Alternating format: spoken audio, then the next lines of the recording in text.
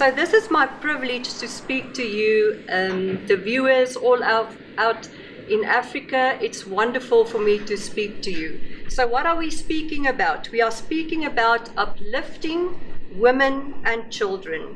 And I want to start to tell you a story about Judea Hope and how we started Judea Hope. So many years ago, more than 21 years ago, my husband started this organization, and we started planting churches with tents. So many of those times I used to go with him, and we would go into the rural areas, into the squatter areas, and we would pitch these tents and dedicate them to God. So in this process of going with him, we would always talk about stuff in the area and what's going on in this rural and squatter areas. And the strange thing for me was to see all these small children walking along the roads, and they're all preschool children. They are so small. They're about 6 years, 5 years, 4 years old. And I was worried. I got a worried feeling in my heart, and I believe that God placed it there. So because I have such a heart for children and women, and I was worried. They are walking in the streets, they are alone, there's no senior person or adult that is accompanying them, and they are walking there, and they are so vulnerable to people that can hurt him. And we spoke a lot about this in the car. And I said to Louis, we have to do something with the women and children. It's anxious to see these small children that's alone and what can happen to them. And after a while that we spoke about this, we came to realize we as Christians and as leaders have to do something to help women and children. So we decided a tent may be the biggest structure that you have in a squatter or a rural area. And it's impossible to have such a beautiful tent, church tent, in this area, and it only opens on Sundays. So we said that is a waste of money and of time.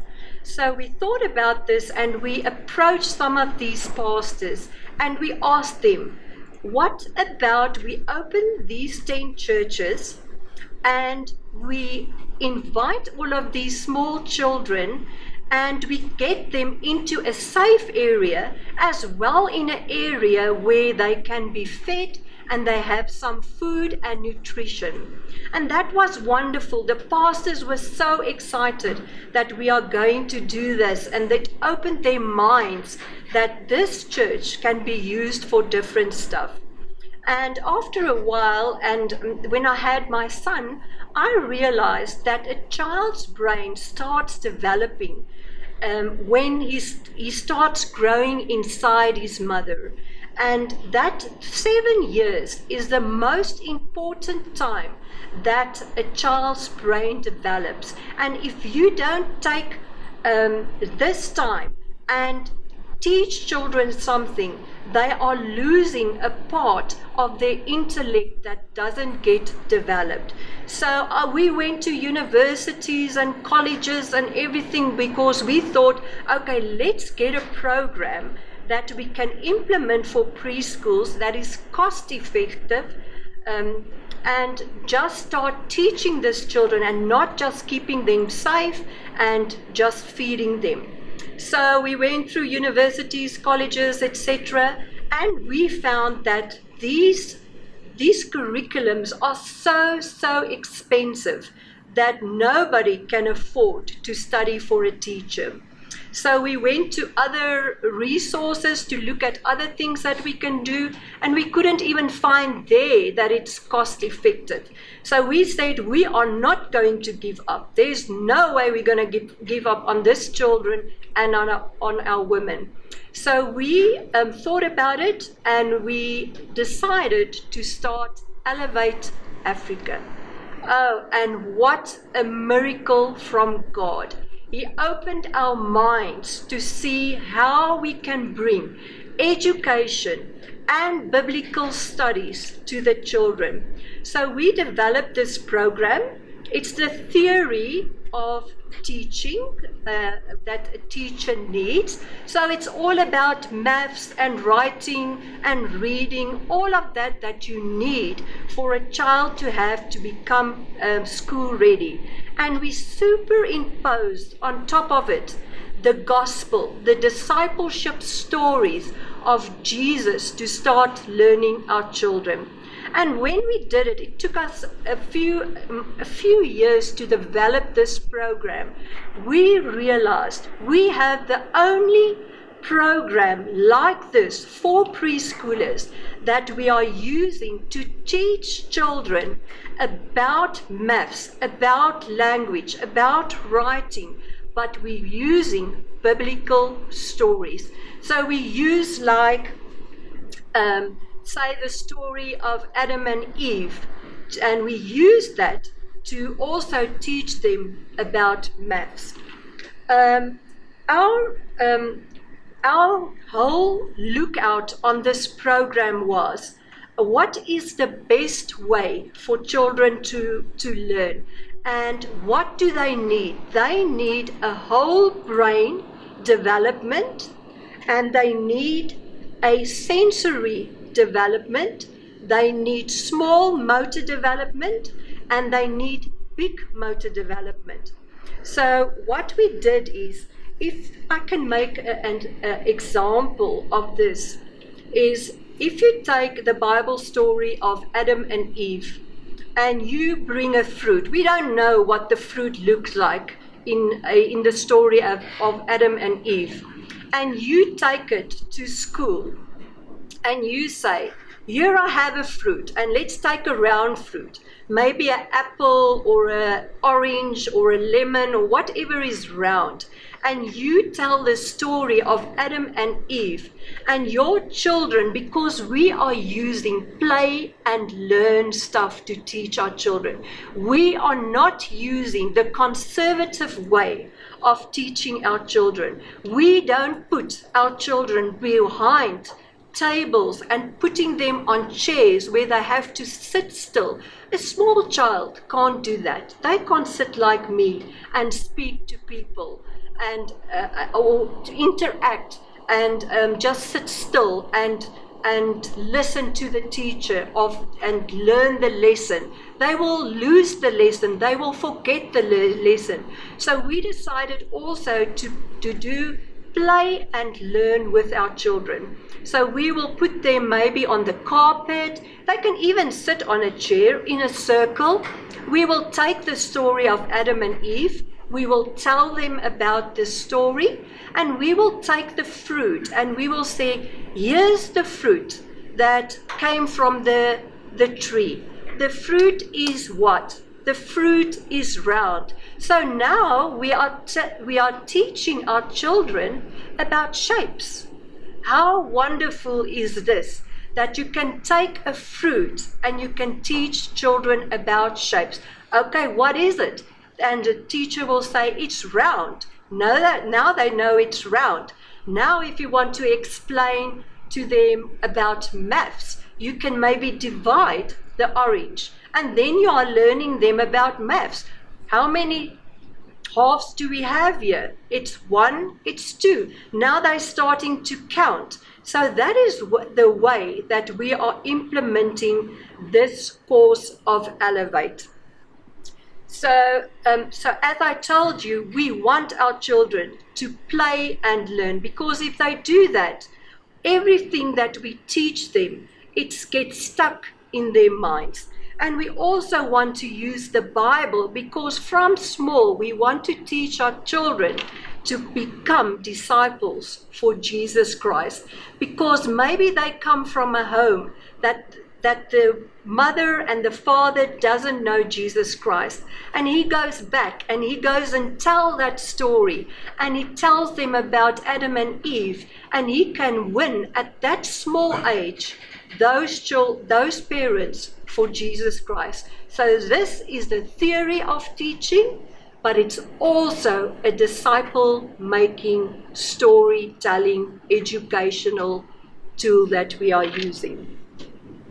I want to go to, we also use all 5 senses for a child to learn.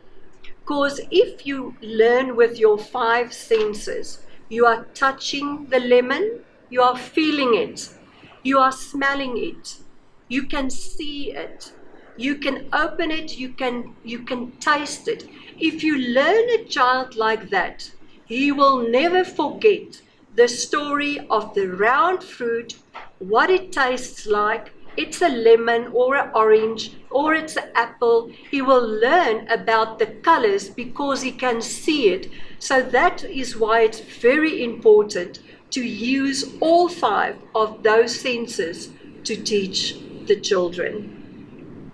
Then you are going to ask me, what is the aids, the tools that we need to teach these children? Because educational toys are very expensive and we cannot afford to buy in these rural settings these expensive toys. So what we did, we came up and we decided, let's use recycled stuff. There's so many recycled things that we just throw out of our cars and destroying our planet. Let's start using these recycled stuff and let's start teaching our children to count. They can count the bottles. They can count the tops of the bottles. They can see the top of the bottle is white, it's yellow, it's green. They can count with it. You can throw it around and say to the children, stand up and throw it to each other and count. And if they stand up and they take part like that, it's not just fine motor skills that they're using. They're also using their gross motor skills, because we have to concentrate on small motor skills as well on big motor skills for children. So they can even jump over the bottles, and that helps them with their gross motor skill development. Then, so that is not very expensive to use recycled stuff. Even paper, your toilet paper cartridges that you throw away, you can use that to put counting or coloring or stacking or whatever you want to use it by to teach our children. You are going to ask me, who can do this course? Any person can do this course. Any woman can do this course. If you have grade 12 and you are in a position, you are doing finances and you don't love your job, you love children, you can go, you can come, you can do this course, and you can become a teacher if that is where your heart lies. If you are not highly educated, if you don't have grade 12, you can do this course. There's many mamas that we have. They're old, but they have such a passion for children. They have a heart for children. They love children, but they do not know how to do educational things with these children. They can come for this course. You can have grade 8, grade 10, and they can come and do this course, and they can learn how to teach our children. So any person, any woman can do this course. The way that we implement this course works like this. We use master trainers, and one of my master trainers, or let me say is my principal, Pastor Wynand. He gets about 20 women together in a hall like this, like you guys are sitting around here, and we teach them this whole program. And they are people that are able to teach other women how to teach children. And they become master trainers in all of the countries of Africa. And that is a wonderful method that God has given us, how to get teaching out to the masses of women out there that hasn't got a job, or doesn't know what to do with themselves, or doesn't really see what the future holds for them. So we teach them, they go out, they teach 20 women. They go out, they find 5 or 10 or 20 or 50 children, and they start educating these children on the way that I've just explained to you, by playing, sensory, motor skills, and all the theories that you have to learn to get a child to become school ready. We are also going to digitize this program. So that means, that's one of my difficult English words. That means we are going to put this on video, and we are going to make it available on all platforms, all platforms. We will work as hard as we can to get this message and get this story and get this Alleviate teachings out to the masses of women and children out there, because that is our dream, that this program will go throughout South Africa and reach many, many women and children. If we're talking about cost, if it's a classroom like this, we usually ask a teacher 1,800 Rand for this whole course. I mean, if you go to a university, it costs you 28,000 Rand for 1 year to go to a university to study to become a teacher. I mean, that is impossible for us. For the places that we work in, we chose to work in the poorest of the poor areas. And we are making this a very cost-effective program that we can roll out. Obviously, if we're going to put it out on video and we're going to share it on all platforms, it's going to become less costly, so it's going to be more cost effective. So that's also going to be wonderful to have that and to be teaching like this, that especially in this time that we are living, that we cannot get together in a place like this in this COVID time. So that's just going to be something that's going to be wonderful. We are in process of doing that, and as soon as that is finished, we will let you know, and we will put this program out for everybody to get it. Then I just want to tell you that this is a program that's accredited. So this is not a useless certificate. Like, I just teach here and I give you a certificate that I thought of.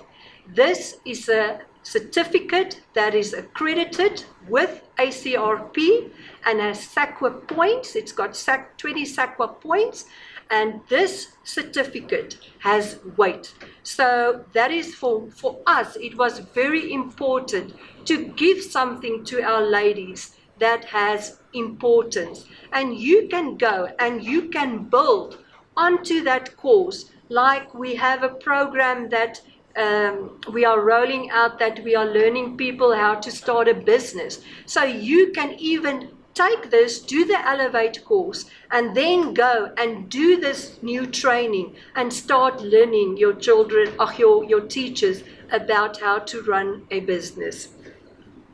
So I just want to say another thing about my preschools in South Africa. I want to tell you, I don't pay one teacher a cent of salary. This is just a miracle from God, because women and men want their children to be educated. They want that. They know that is the future of their children. So, sorry, I just lost my place. That is their future of our children, is to become educated. So what is happening in South Africa is that my creches that I have is self-sustainable. And that is a miracle from God, because women and children want to pay for their children to have school education and to be school ready.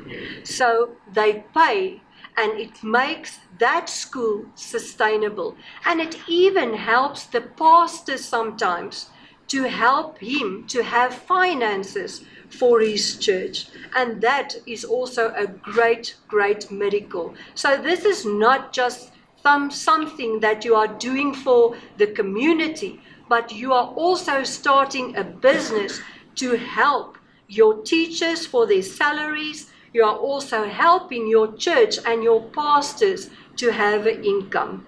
So this is my wonderful story to you as all the viewers out there in Africa, and I hope this has inspired you, and this is something that you are saying, I want to get involved with this, I want to start a creche, I want to disciple my children, and I want my women to have a sustainable job.